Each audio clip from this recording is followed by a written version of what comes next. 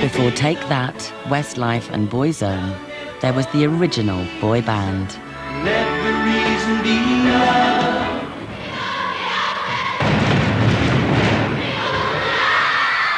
Osmond Mania hit the UK in 1972. With their clean-cut, wholesome image, they became a teenage sensation overnight. But behind the hit records and perfect smiles, there's been professional conflict, personal trauma and financial ruin. Tonight, all six brothers sing together for the first time on British television in 20 years and talk frankly about the pressures, the disputes and the appalling traumas they had to endure on the road to fame. Being an Osmond to me was probably more pressure than I was able to stand up to. And I think it gave me cancer.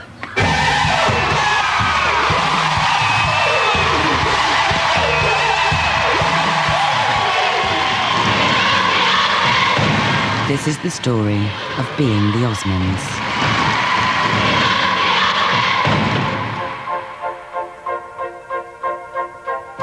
Branson, a small 24-hour entertainment town in Missouri, with variety shows, comedy acts, and classic performers singing the old favorites. There'll be mainly senior citizens that all get together and have maybe 24 to 30 couples on a big coach. And they'll come to Branson and stay 3, 4, 5 nights here in the hotel and then go see shows, 2 or 3 of them every day, including, of course, the Osmonds. The Osmonds have been performing here for 10 years.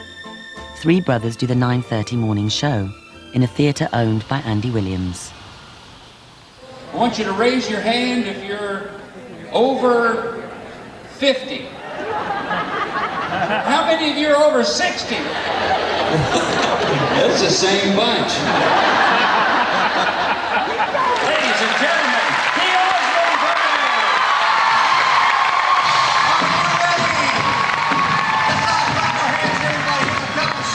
Band! This year they started doing a morning program at 9:30. That may sound very strange to a lot of people, but here in Branson, people come for 3 or 4 or 5 days and they watch a lot of shows, especially if they're coming in a bus tour. It's part of the tour to see at least one morning. Most of the year, the brothers live with their families. But for up to 5 months, they live in the town's best hotel. You'll never wake him up. Come in. Oh, Wade! It's time! Whoa! I'm not ready! How come you guys are all ready? A hotel room is home. We feel more at home in a hotel room than any place because we know we close the door, we've locked ourselves away from the stuff out there, and we find peace and we just find joy. All the Osmonds would say the same thing. I play a game called Tetris, and I'm quite good at it, actually. My top score is 6,206 lines. That's pretty good. Yeah, you just go back and forth and back and forth. If you get the 4 of the same kinds, you get gold. You get a gold box over there. I get lonely. I do get lonely, yeah. I'm very, even though I'm goofy on stage and stuff like that, I'm very sensitive. And maybe it's not cool to say, but I don't care. But I weep, you know, sometimes. I get sad. And, you know, I have big tears run down my face. But mostly it's when I miss my wife and my babies. I play this album, which I had recorded years and years ago, which is like a gospel type of an album with all the hymns and stuff on it. And that's just therapy enough for me to, you know, get what I need to have going, get the engines started and so forth like that. Then I keep this very close.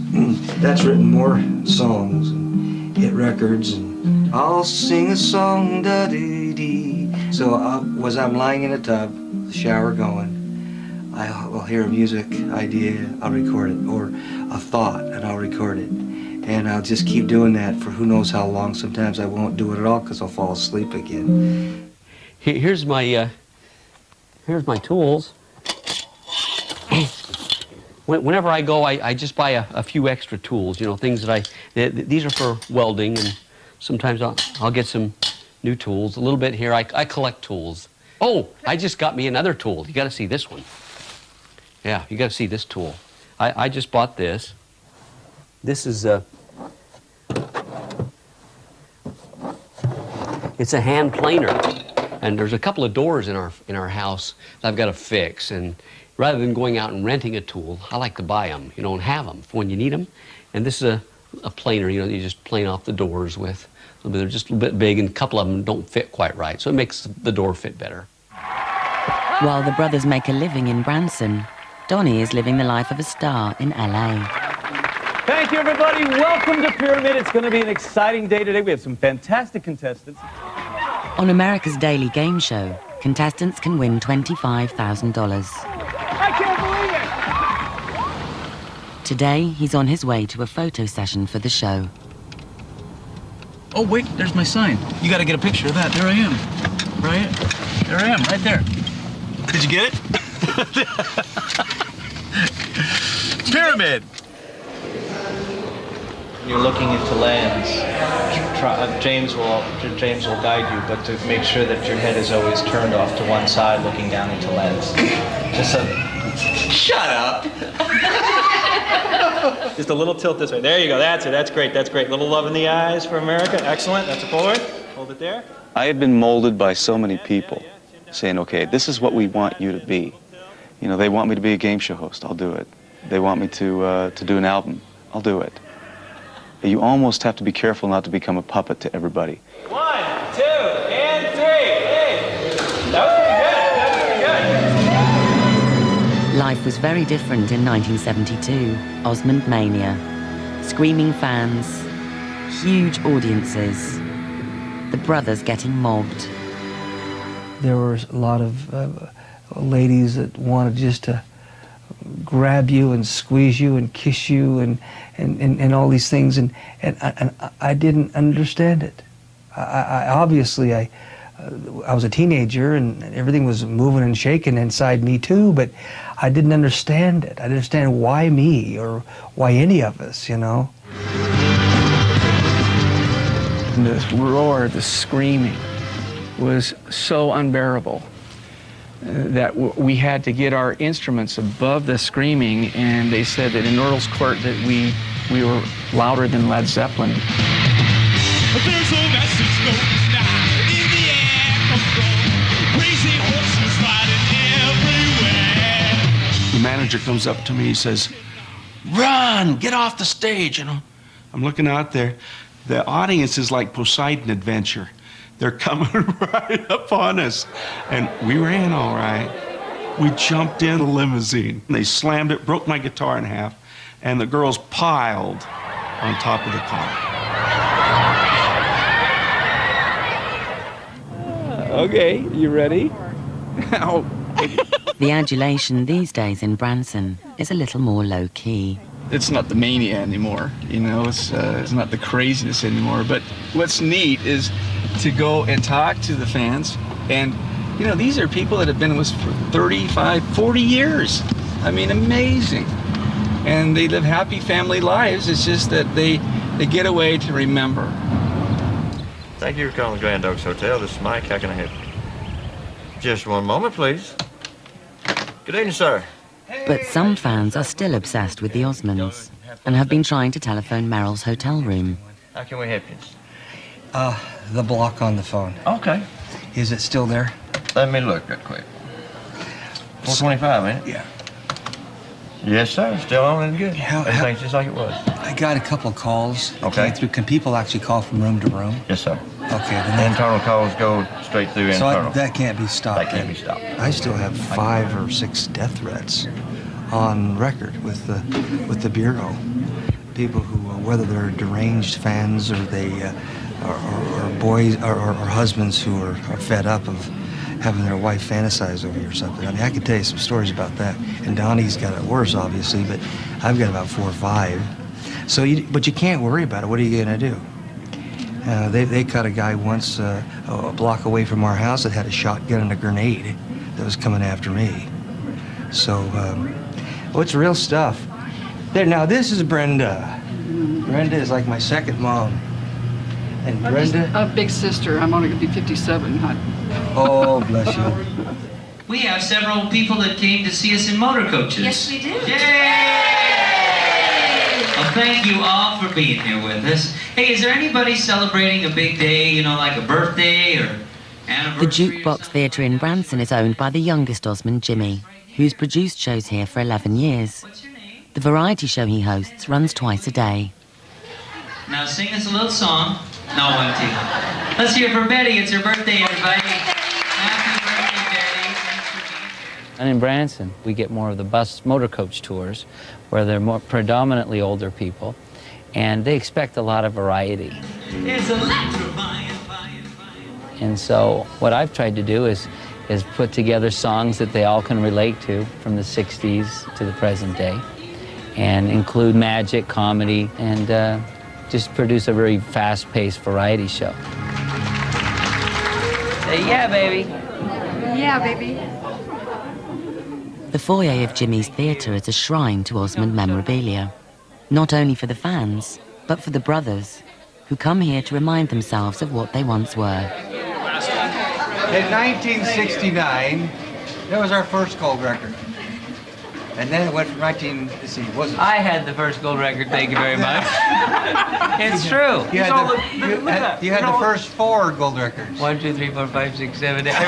Everyone over in England thinks it was only Long-Haired Lover. Thank you very much. I'll be your long-haired lover from the Liverpool, and I'll do anything you say. I'll be your sound. I just cherish every memory I can get. You know, the old Jimmy dolls, you know, that Mattel made. I used to pull their heads off when I was a kid, but now, you know, it's fun, because I want to get my kids something like that. You should be with the right, dude. The oldest Osmond brother is Alan. On your mark, get set, go! He and his wife Suzanne live in Provo, Utah, and have 8 children. He doesn't perform anymore. 16 years ago, he was diagnosed with multiple sclerosis. Back then, they didn't know what it was. And I was playing trumpet, and I could not play my fingers. It was slow. I was tripping. My foot was dropped. I mean, I lost all my musical instruments. I couldn't play with my right side was gone. And I had to deal with it. Well, I dealt with it. I went home to get better. And I took the profile. I may have MS, but MS does not have me. Just round the corner from Alan's house are the luxurious mansions that the Osmonds once bought. Here it is. This is Osmond Lane. Here's the gates. This was the beginning of what the Osmond properties were. There are 9 of us, and there are 9 lots here that we were going to build and be each other's neighbors. Wayne started first down here with his home, and I built next to him. Donnie's one was next to me and Marie's, and they sold them. This is where Merrill built, and he always loved pillars. We had a massive racket club, golf club, swimming pools. All that stuff was right there. See, they're tearing it all out. But things were to change drastically. The Osmonds went from being worth $80 million one day to facing ruin the next, having to sell planes, ranches, and properties.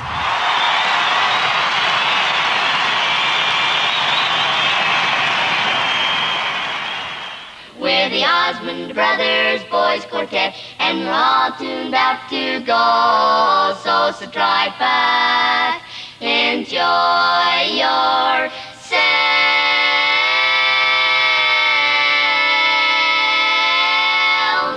and let's get on with the show. We had a really beautiful blend when we were kids, and that barbershop required that you all blend perfectly. The Andy Williams Show with Andy's guests, the Osmond Brothers. My main memory of the Andy Williams Show was, sadly to say, was very, very nervous. I was a nervous young man, and I wanted to please Andy Williams so much. And sometimes things just didn't go very well in rehearsals or even the taping. And when things didn't go that well, I felt guilty. I felt nervous. Everything had to be like perfect. One take Osmonds is what we were for. We were like sponges. They would do whatever we needed. If we needed somebody jumping around on pogo sticks, they did it right away. If we got on a Christmas show and we needed ice skating, they would just go out and learn how to ice skate in 3 days. I mean, where they could do figure eights and do things. I mean, they were just fantastically fast. Now, whether they went home and they practiced that night all night long, I don't know. If one of us did a bad job or one of us made a mistake, it's a reflection on the whole group. If I sang a flat note, it wasn't Donnie made a mistake, the Osmond brothers made a mistake. And that was what was in the back of our minds. Don't let the rest of us down. You know, when a camera is on an Osmond, historically, we used to shudder because we knew when that little red light went on, we had to be perfect. And when you're 8, 9, 10 years old, having to do that exactly right, it takes its toll. Donnie had an added pressure because he was the youngest and the last to join the group. I remember getting hurt real badly about the fact that, well, we were here before, you know. The four brothers started this thing, and you're just joining. And I thought, hey, man, I've been working hard, too, since I was 5. And it kind of hurt that I always felt a little bit alienated. Also, whenever I'd see myself on the Andy Williams show or something, I just wasn't as good as the brothers because they had been dancing for years, they had been singing for years, and I was just a little bit behind them all the time. The family was headed by George and Olive, who today live in Utah.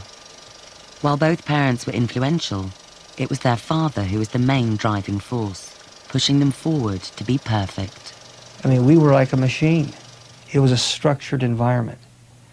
There was no room to think about anything else. We even had a count-off system. And Father would say, count off. My older brother Verl would say 1. Tom would say 2. Now there's 3, 4, 5, 6, 7, 8, 9, 10, 11. And then that was that, and we were all there. Their father woke the brothers early every morning by bugle. They would then begin to practice marching and singing. Alan, the oldest, was put in charge. And from the age of 8, his brothers called him number 1. He built a dormitory. He went down to the Army supply, bought 7 bunk beds, Army bunk beds. He bought 7 footlockers like the military. And he had, our closets were open so you can be inspected. And we had inspections. When I look back at that routine and the schedule that I kept as a teenager, yes, it was abusive to a certain extent. He was rough, you bet. He used to believe in spankings. And, you know, if you're out of line, you got spanked for it. We all have that same emotion, that same nervous feeling of having to measure up to something that can't be measured up to.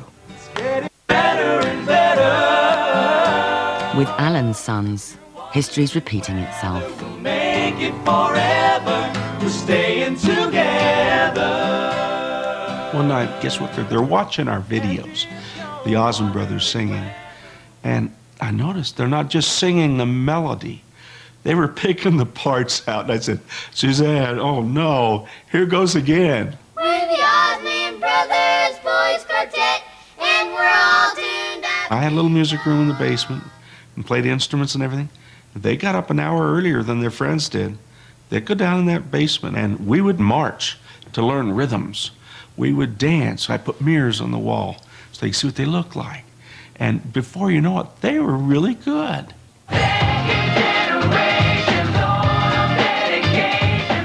I was very regimented as a kid. Every morning we would get up at 5:45 and go out in our rehearsal hall with these big mirrors.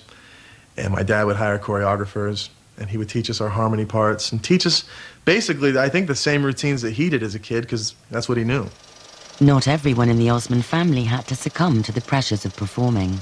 There are 2 other Osmond brothers, Tom, who's deaf, and Verl, who's also hard of hearing. What the world doesn't know is that behind the scenes, my brother and I taught our brothers how to dance, how to tap dance. And boy, we worked hard. Not only could they tap dance, but they also learnt to play the saxophone. And Tom, who was profoundly deaf, even mastered the piano by feeling its vibrations. I was so fascinated. Music.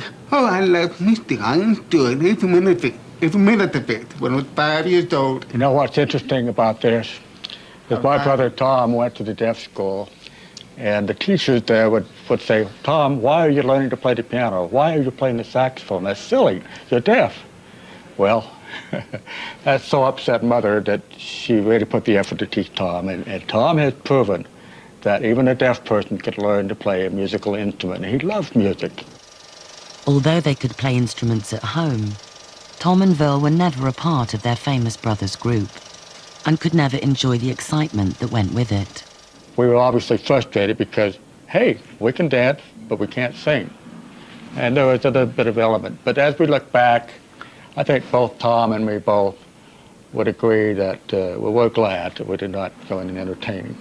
Tom came up to me one night, he said, boy, I wish I could be up there with my brother performing. And I'd look at him and I'd say, yes, but they don't have a normal life like we do. Right. You're lucky.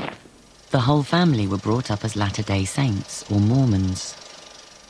Their beliefs, strong family values, no alcohol, no caffeine, and definitely no sex before marriage. We don't drink, we don't smoke. I mean, that's just logical stuff that people shouldn't do. Other than that, we're very normal people, you know? We believe in the Bible. We believe that the Book of Mormon is the Word of God, as a second witness that Jesus was the Christ. And other than that, that's pretty much the dogma. We were tried all through our lives, you know, oh, just take this, you know, people have photographers planted and take this beer, or here's a joint, or, you know, and there's a gal right over there, a girl, you know, she's ready to go home with you. You know, we had so, it was almost a joke, and we go, here we go again, you know. But people always wanted to see us break. There were some kids doing some drugs by a dance place. And I was all alone. I lived in California when had my own place when I was about 15. And so I went to this dance place, and they know who I was, and they tried to offer me something, and I turned them down. They beat the crap out of me. Yeah. And so I sat there in my house, unfurnished, you know, all by myself for about 2 weeks. And my parents were gone. They were on, you know, they were away. And so I sat there, and then I just realized that nobody was going to fix Jimmy but Jimmy. The downside of fame was having an impact on all the Osmonds. With your own private plane, hit singles and teenage adoration, you'd think the Osmonds had everything. Everything but a normal life. We had to turn it on, you know, be this perfect family. And we weren't allowed to be normal. We weren't allowed to have fights. We weren't allowed to disagree. We weren't allowed to express our feelings like we really wanted to. I tried to get my parents, actually, to let me go to medical school. That's what I wanted to do. I wanted to be a surgeon and be the flight surgeon for the military in the Air Force. That was my dream, you know. My father just wanted me to stay in show business. Things just don't work out the way you want them sometimes, you know.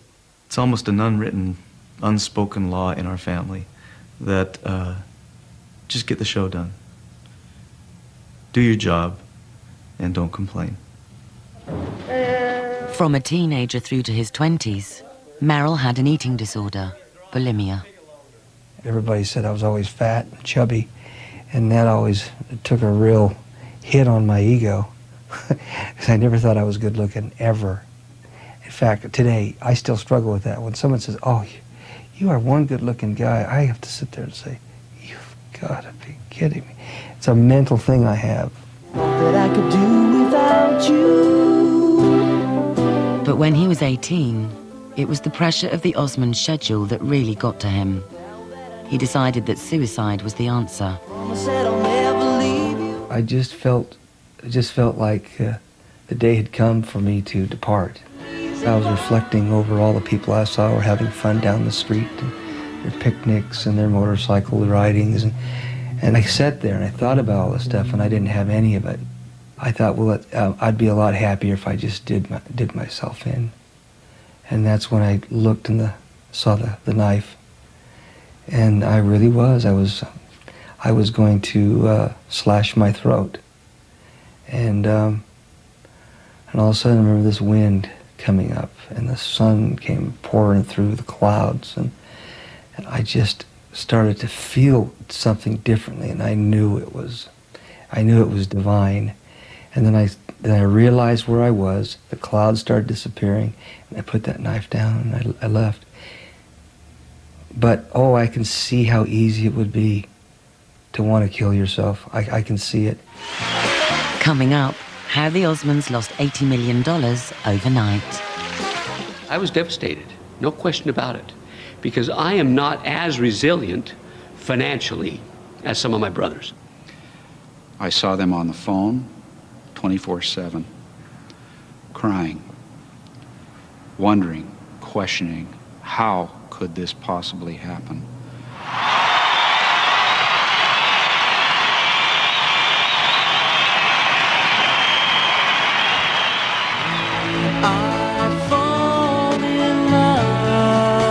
It was obvious who was the main attraction in the Osmonds. As Donnie's solo career took off, the brothers resented the way his bubblegum pop was more popular than their rockier image. We wanted to pursue the heavy rock. So when you see us behind Go Away Little Girl singing and all those other songs that were great, I mean, for the young girls, it completely shattered our own image of who we were. I know that we could have written some of the most fantastic rock and roll tunes. I know it. And I believe that if we would have had that chance, we could have changed a little bit of some of the genres that exist today with stuff that we could have created. I felt the knives, you know. It was one of those taboo issues that we didn't talk about in the family. And I knew that there was jealousy in the family. And I never really knew how much until later on in my life, even up until like 5 years ago. Merrill had a huge problem with my career. Jay, because I took the thunder from Jay. He was the one that got all the spotlights as the youngest Osmond. I took it from him. Wayne had an enormous problem with my success because I took the rock and roll away from him. Ladies and gentlemen, Donnie and Marie Osmond. The rift worsened when the Donnie and Marie show aired on American TV in 1976. By now, the Osmonds had stopped recording, and the brothers worked as producers and choreographers on the show that was keeping Donnie and Marie famous. I've never said this before, but you know those girl skaters? Yeah. They're cute.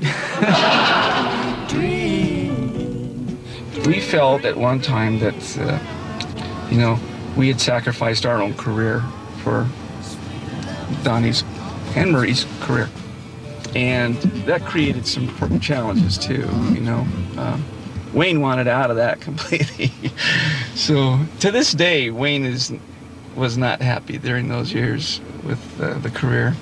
Donnie took it this way, then Marie went that way with him. Next thing you know, we're into the television business, and so that whole life of an artist died. Listen to the radio and talk about the next show. I think it was tough on everyone. Inwardly, I'm sure they felt, how could he do this to us? Why? You know, when we need each other. And had they become dependent upon Donnie and his fame and his success, I think they became dependent upon each other. The Donnie and Marie show often involved all the family. The Osmond empire was also a family-run thing. They owned their own studios in Utah, invested in film, TV production and real estate. With the assets they owned, each member of the family was a multi-millionaire, but the party was about to end. My father called us together and he says, family, we have a big problem. There were people that ran the operations that probably just shouldn't have been running them. And that was the problem that started the downfall of losing all that money. The Osmonds were very trusting. And they still are. They tend to trust humanity. That in many instances is sometimes a great weakness. The Osmonds admit that some investments were badly handled by themselves as well as others. Brilliant performers, but not the best businessmen, the studio they bought for the Donnie and Marie show drained much of their cash when the show was cancelled. I told my family, I says, this is wrong, to put everything in one basket, which we did, you know. It goes against everything that our father taught us, to not put everything in one basket, but the majority ruled, and they wanted to build the studio and do the things, and do the Donnie and Marie shows there in Utah, that sort of thing. We started having to sell off movie theaters, beautiful buildings in Salt Lake City, real estate holdings up in northern Utah. Mr. Osmond's ranch, for instance, in Hiram, Utah. We lost everything. I was devastated, no question about it, because I am not as resilient financially as some of my brothers. I admit that. I'm not as creative as my brothers are, with new shows, new ideas, new plans, new areas to go into. I'm not. That's not me. And I was very happy at one time that I was worth part of that $80 million. The family were told they would have to file for bankruptcy unless they could pay off their debts. They'd gone from being worth $80 million to being worth a fraction of that. A proud man, their father wanted to avoid owing anything at all costs. My father, he didn't believe in bankruptcy. He still doesn't. He says he just doesn't believe. He says, if you have it, you pay it. And if we owe those people all that money, and if our people have made bad investments, and then it's our fault for being naive. The need for money forced the brothers back on the road, working 7 days a week. We went from flying the family first class to putting them any place we could on a plane just to get seats. I saw them on the phone 24/7, crying, wondering, questioning, how could this possibly happen? Today, the brothers have come together to go over that very question. How did we lose the money? Why didn't we ever look at the bottom line? We were naive, and we signed our name to everything. How many orchards all of a sudden did we all of a sudden own and then lost? Orchards, almond orchards. You know what really hurt me, We though? provided the almonds for all the in-flight airlines. We were on the airline. Right, I remember. Yeah, And and we we found go, out that's that our our company. companies What? did that. For me, it never felt like my money anyway. I don't know about you guys. You know, that's really I'd funny. sit in a meeting and we would be worth a lot of money. And 60 million at one point. 100, I thought. Anyway, we'd sit around, and back It's then, funny money at that $100 point. million is a lot of money. That's $10 million a piece, okay? We'd sit around the table and we'd make, oh, we're going to do a movie, okay. But it never felt like my money. It's so But there funny were a for you to lot of say other because it never people. felt like our money, like the Donnie and Marie show. Marie and I made $25,000 a show each. We never saw a penny of that. And you know what? Each one of us produced that. You know, really. The Did brothers. you ever make any money off the show? I never saw a penny. Never. And I did all the Donnie, a little bit country, a little bit rock and rolls with you. I did every one with That's you. right. And None of us got paid. But you know, in Don't you remember? hindsight, though, guys, I know. so many people walked over the top of us. Sure. And a lot of people got rich off of us. I know. And we ended up sucking gutter water. 20 years on, the brothers have recovered financially, but have been plagued with illness. Their websites discuss how their faith saved them, and Wayne talks about the moment he was diagnosed with cancer. That's a real hard thing to go through, is cancer. And for some reason, when it's in your brain, which I had brain cancer, it really affects you because it affects you mentally, you know, how you react and everything. And it took me a long time to come back, so to speak. But they think that I had cancer when I was a little boy. For some reason, it just took a lot of years for it to get to the point where it was a big enough mass where I was starting to fall down. Wayne had life-saving surgery 8 years ago. Surgeons removed a tumor 1 inch round and 2 inches long. You can see my hair doesn't grow very well there anymore because of all the radiation. I had to have I had the maximum amount of radiation you can have. You know, I can't ever have any more because at the max. And, but it killed all the cancer. But the man upstairs is the one that really saved my life. Yeah, I mean, it wasn't my time to go yet. And I don't think any of us die until it's our time. I believe in providence. I really do. Good morning. God bless you. How's your mother doing? She's doing really good. We checked on her today. We get nearly daily reports from Tina Salmon. Oh, do ya? Yes. Oh, good. Yes, I'm a convert to the church. You are? Yes, thank God for your testimony and your brother's testimony, Donnie. And he has on his beliefs page, on my beliefs page. On the Osmonds web? On the Donnie.com. And it changed my life. It really has. I'm a former Southern Baptist. Wow. So. Well, bless you. I need a hug for that one. Thank you. Thank you so much. Oh, cool. There is something that drives the Osmonds. It's that one person that came to see you. What kind of a difference did you make in their life at that moment? There's a lady out there today. I'm signing the autograph, and she said, Merrill, because of your voice, I did not take my life. And when someone says that to me, that's an eternal relationship. That's going way beyond what happens here on this earth to me. And how many more out there have felt that same way possibly? That's what drives me. That's what drives me. Over 1 million people a month visit the Osmonds website. And for $27.99, troubled visitors can talk to Merrill for 8 minutes.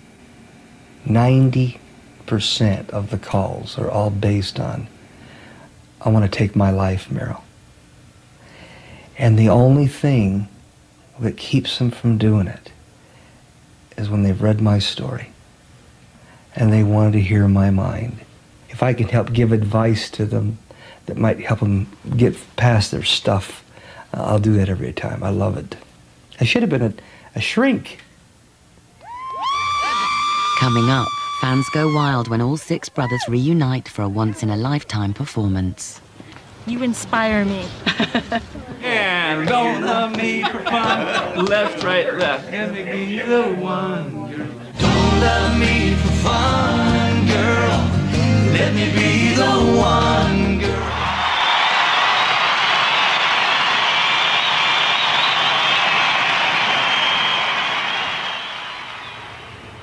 Oh, worm burner! Worm burner! Take that. All right. The Osmonds rarely get together, but today they've all met up in Branson, Missouri. Oh, good, Dee.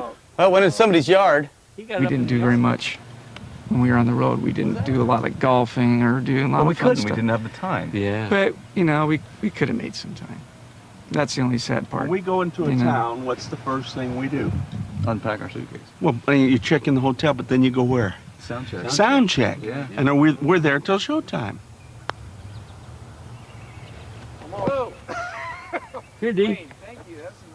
Here, Dee, put it in. People have asked us how do we harmonize like so tight, and I just think there's a natural bond or brothers harmony. There's a brothers blend, no question. But if you practice as much as we do, and remember we'd sit there, me, mamu, you know, we did all that stuff. Me. I haven't done this year's. Me, mamu, me, mamu. Me, mamu, me, mamu.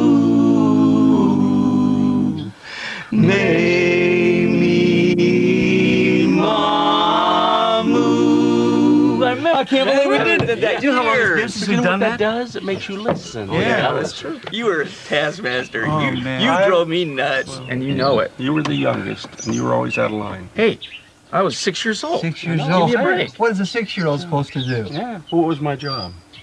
I know. Give That's Jay what a I'm- rough time. That's what I'm saying. You and your I understand what you were doing now. Time. I didn't understand at 10. Well, neither did I. I held a grudge towards you for years. You know that. No. Yes, I did. Well, I'm sorry you had a grudge. Until you told me you were sorry. Took you know who years. Sorry for what? You know who I always You felt told me sorry you were for? sorry, and then I said, okay, I forgive you. If we would have sat down like we're talking right now, Yeah. then, Yeah. and said, why don't we get together and start writing again? could we have been stronger in the rock area? I think the Donnie and Marie show ruined any potential of that, because we were doing all kinds of goofy things on that show, and when I saw you guys dress up as lobsters, Yeah, that's what did it for me, was the lobster suits. Wayne was very bitter for a long time. I don't know if I was bitter, Jay, but I really felt like, well, our careers were over, and I knew it was over when we were doing lobster suits and banjos. And I wanted to continue to write great rock and roll tunes, Crazy Horses, Hold Her Tight, stuff like that. I really wanted a rock and roll career, you know, I really do. For the Osmonds, the rock and roll may have faded away, but their fans remain. They're here for a special one-off event. The brothers are going to sing together for the first time in years. Even Donnie. We've come from all over to be here just for this. Yep. I brought like 100 packs of tissues for everybody because it's going to be a tearjerker. I've had this since I was 8 years old. Long time ago.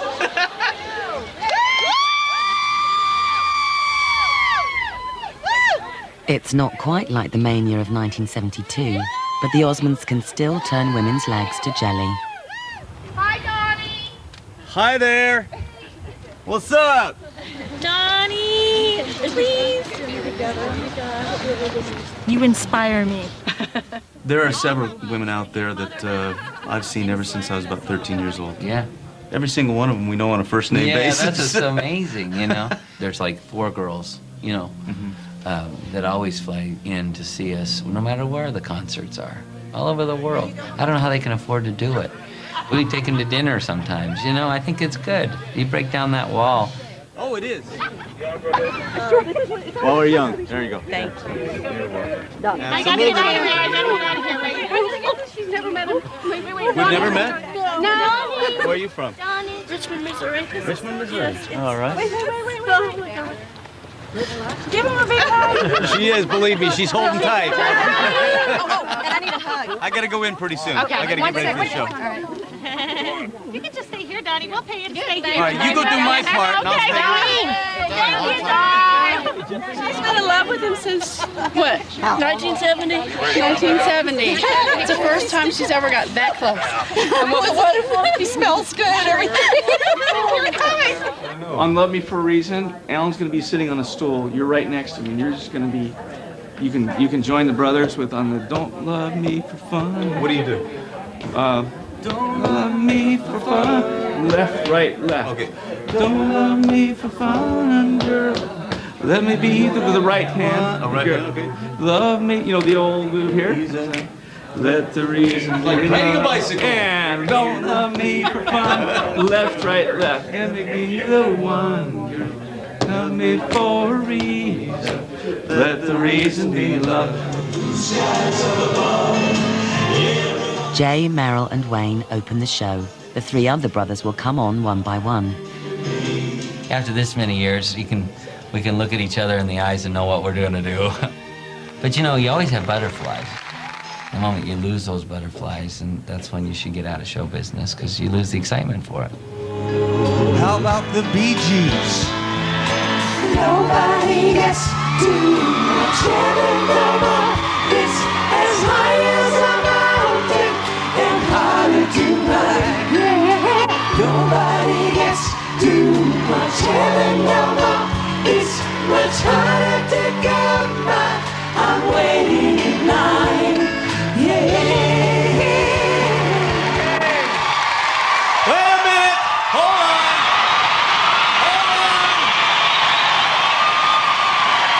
Hello, everybody! What a great moment this is. Cool. We got to do a song together. Should we do a ballad? No. Let's get these people are standing up. We got to go crazy. We got to go crazy. This is good. Go crazy.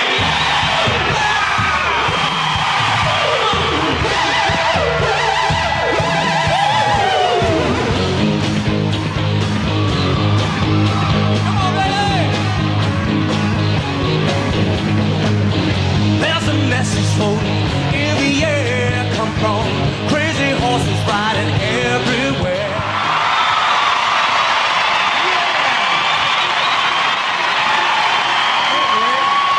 This next song that we'd like to do was a big hit for the brothers, and we'd like to dedicate it to our brother Alan. He doesn't do this anymore because he has MS. But we have a special treat for you today. Our brother flew all the way up from Utah to be with us here today. Ladies and gentlemen, Alan Osmonds. Yeah, our brother.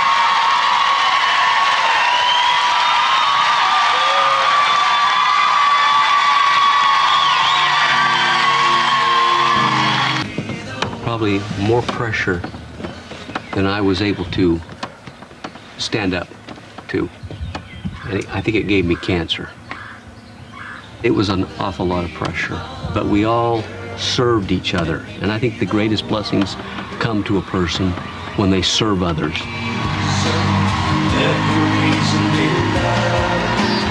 You know, it's not about money for us. It's just about love, I think.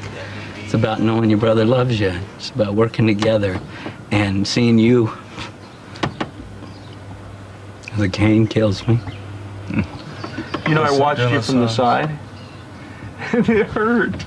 It hurt? I missed you and you and you and you and you. Yeah. We touched some lives. You can't put number or price on it. I think the lives we really touched today were our own. Yeah, I think so. I think that there was some closure today.